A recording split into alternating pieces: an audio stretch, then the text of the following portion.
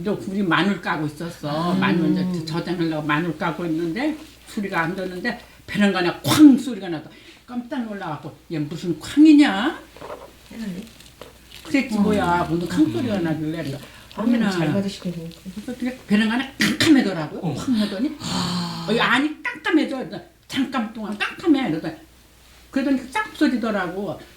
그러더니 쾅 했더니 탕탕 소리가 막 뛰는 거 같아서 겁이 이제 뛰어나가서 문을 맞으면 어디 불났나 이게 뭔 소리냐고 뛰어나가 보니까 번쩍번쩍 불이 나면 펑펑 막 터지는 소리가 팡팡 나서 이게 막 헐렁해. 우리는 목조집이니까 불 튀올까봐 그게 겁이 나고 나는 막 그냥 전화로 대고 막 이제 해놓은 거예요. 전화하니까 안 받아. 그러니까 그래서 또 나중에 하니까 이거 빨리 오라고 그냥 못 떨려 죽었다고 나 숨막혀 죽었다고 막 불이 막 불 오면 어떻게 하느냐고 거기서 불이 올까봐 그랬더니 아유 야 알았다고 이제 가는 중이라고 그러더라고. 그런가 보다고 또 뛰어나와서 보니까 뭐 그냥 팡팡팡팡 탕탕탕탕 이제 내일 모레 곧 그날이 이제 벌써 1년이 되는 그날이 이제 오니까 또 착잡한 마음이기도 한데요.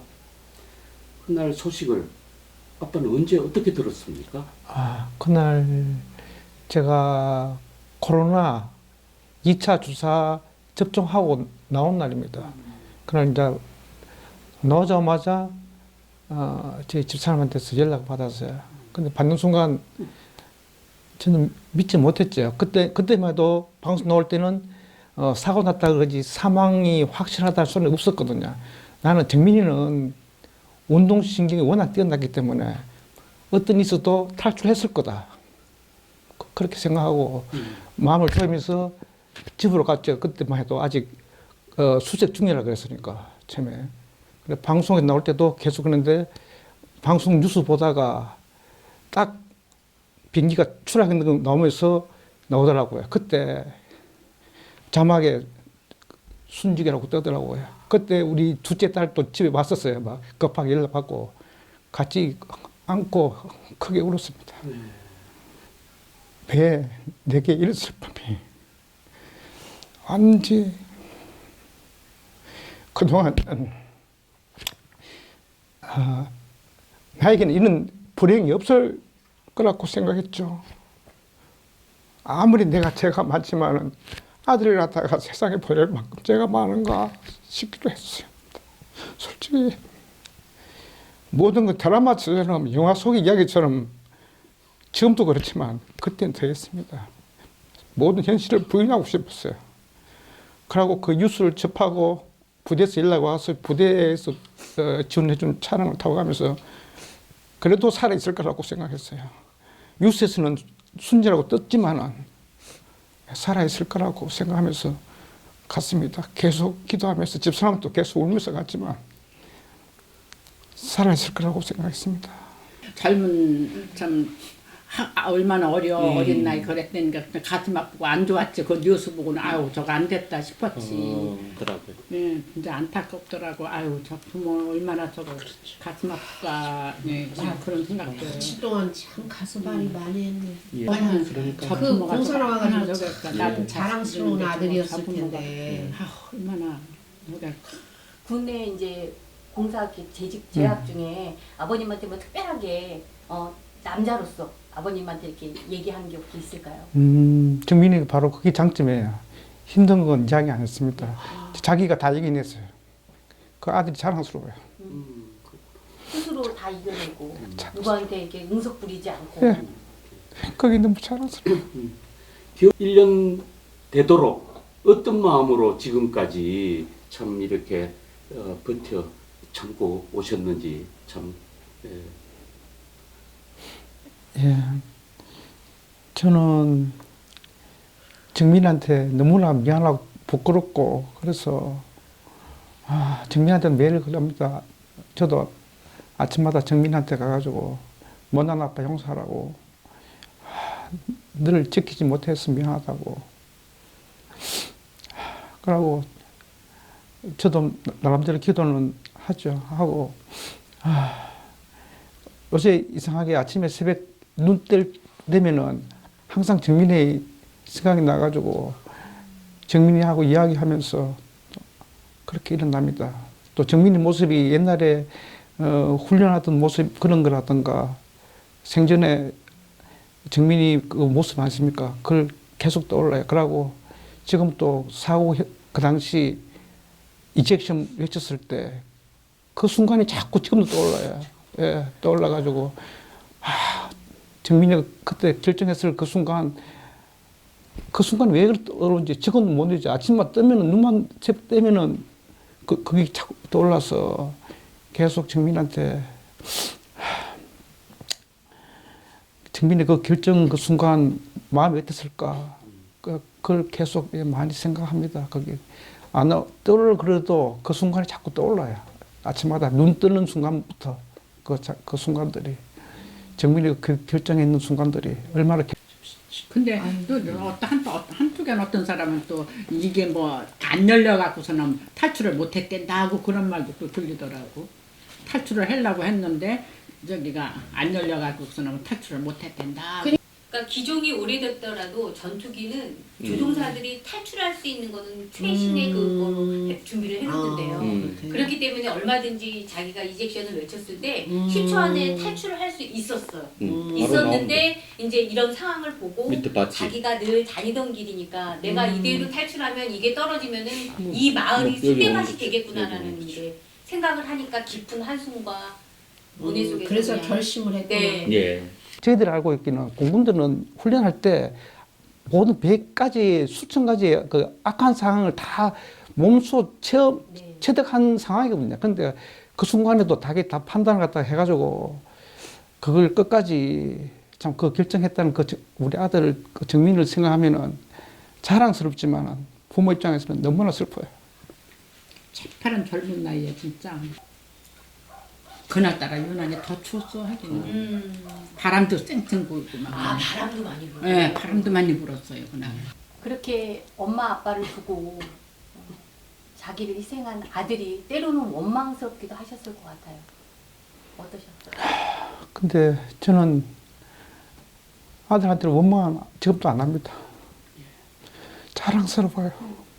그리고 아들은 분명히 그 순간에 그렇게 했을 겁니다. 밑에 애가 올바르기 때문에 애가 항상 옳았어요.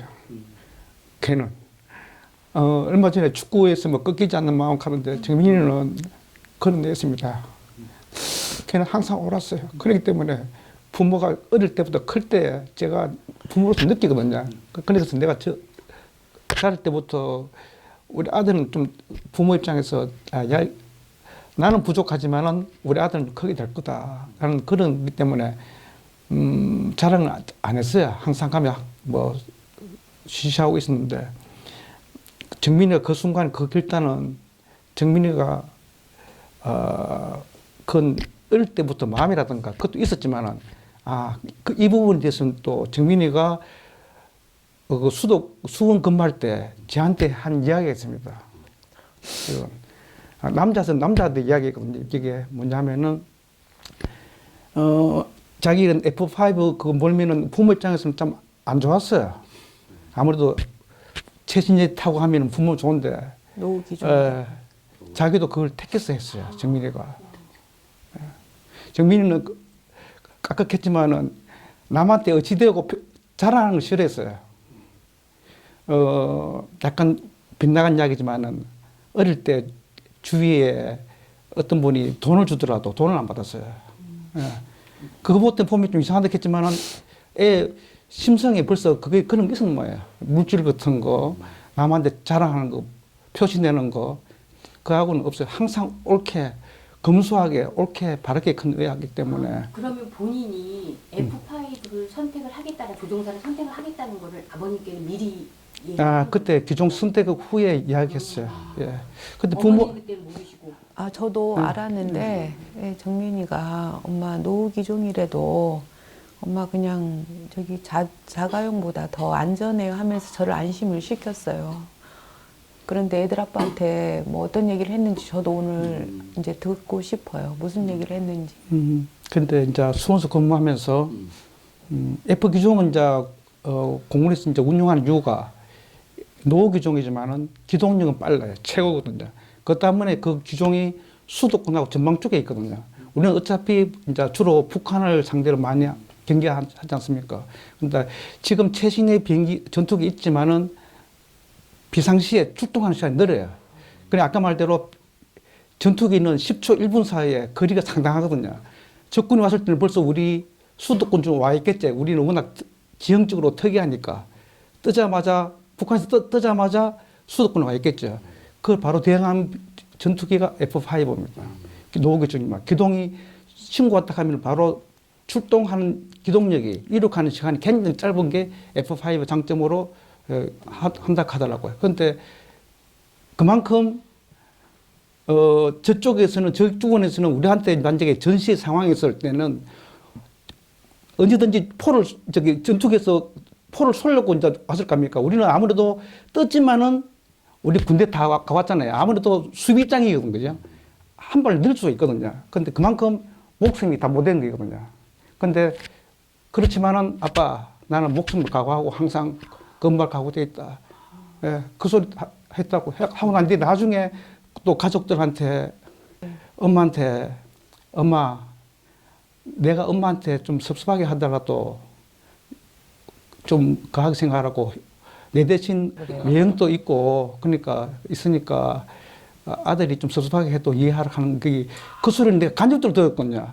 저한테 얘기를 했어요. 엄마 제가 혹시 불효하더라도 엄마 매형들이 있으니까 엄마 저를 이해를 해달라고 하더라고요. 그래서 종민아 네가 엄마한테 불효할 일이 뭐가 있냐 그랬어요. 그랬더니 엄마 그래도 모르니까 불효를 해도 엄마 매형들이 있으니까 엄마 그냥 섭섭하게 생각하지 마세요 이러는데 지나고 보니까 또 그렇게 그게 또 마음이 또 아파요. 그래서 그 말을 듣고 보니 지금 사고를 혹시나 예견이라도 한 듯이 지금 생각하면 더 마음. 그러니까 정민이가 그거 하면서 아무래도 거기 최전방에서 근무하니까 이제 우리 수도권 방해하는 초계기거든요. 완전히 유사시에. 그러니까 항상 모든 군인이 그렇겠지만 특히 또 공부는 최극이니까 그걸 갖다가 각오하고 근무했다는 그 소리가 듣고 또 엄마 이야기 들으니까 말은 뭐 하지만은 남자는 군대 갔던 사람 알잖아, 그죠? 우리 아들 참 대견스럽지만은 좀 섭섭한 것도 있었어요. 왜냐하면 야 아무리 그지만 그 정도까지 각오로 있나 부모 입장에서는 그렇지만 아들은 참 그만한 그걸 각오를 하고 근무했기 때문에 그 상황이 발생했을 때 자기 목숨을 갖다가 던질 수 있었다는 것을 갖다가 제가 그 순간에 느꼈어요. 소방대원들도 사람이더라. 비행기에 접근을 못해. 터질까봐, 폭발할까봐. 우리 같으면은 그냥 빨리 가서 그 조종사가 살아있나 안 살아있나 확인을 하고 그 사람을 꺼냈으면 좋겠는데 못 가는 거야. 겁이 나서. 그 사람들도 사람이잖아. 그러게. 비행기는 폭발할 수가 있잖아. 이해는 되는데 그래도 야속하더라. 아줌마 저희 정남면 가랑일리 비행기 떨어졌대요. 그래서 그러면서 우리 집은 괜찮은가 그러고 당장 내 집만 걱정이 되더라고. 그래서 이제 분회장한테 전화를 걸어갖고 그 어쩌냐고 동네 괜찮아 그랬더니 그 자신이 몸을 던져갖고 자기 목숨을 하다고 동네는 까딱 없었다고 괜찮다고. 김건희 여사나 윤석열 대통령께서 영웅을 영웅답게 대접해야 된다라고 이야기를 하셨습니다. 그래서 추모위원회가 조직이 되고 여러 가지 지금 활동들 그다음에 그 외에 잊혀진 이미 순직하셨던 분들까지 기억을 해서 저희가 추모를 진행하고 있는데 그거에 대한 어머니 아버님의 솔직한 심정은 어떠신지 궁금해요. 추모 사업에 대해서는 비록 지금 심정민 이름을 달고 신정민 추모 사업에 나오지만은 그동안에 제가 볼 때는 좀 물론 저희 아들이기 때문에 제가 조심스러운데 그동안에 우리나라에서 아니면 우리 국민들이 못 해왔는 거 아닙니까? 그걸 갖다가 이거 이제 우리 아들을 기점을 해가지고 진짜로 제복 입은 군인들에 대한 예우라든가 그 쉬운 예로 미국이 왜 강국입니까? 제복 입은 군인들에 대한 예우라든가 또 가까운 예로서 지금 우크라이나하고 러시아하고 전쟁하는데 무기가 좋다고 이기는 게 아니고 그 무기가 노하지만 적지만은 상대를 대하는 정신, 군인 정신 그게 중요하기 때문에 정민이가 그 정신을 갖다가 우리나라가 강해지려면은 정민 같은 정신을 갖다가 그 후배들한테 또 후배들 군인들한테 또 우리 국민들한테 그걸 각인시켜야지만이 진짜 우리나라가 위대한 강국이 된다. 그 시발점이 이 신정민 추모회다. 그렇게 생각하고 이걸 키워야 된다. 이건 우리 지금 현재는 제 생각이는데 추모 사업에 사단이라는 게 이게 이제 앞으로 생기겠지만은 그러나 이건 국가적으로 강한 군대를 만들려면 강한 나라를 만들려면은 예, 정신합니까 그죠? 근데 그걸 하기 위해서는 저희들도 열심히 해야 되겠지만 국가 차원에서 그걸 키워야 된다. 자, 시각이 이쪽으로도 많이 와야지 우리나라 진정한 선진국이 될 수 있기 때문에 이건 육성해야 된다고 저는 봅니다. 예.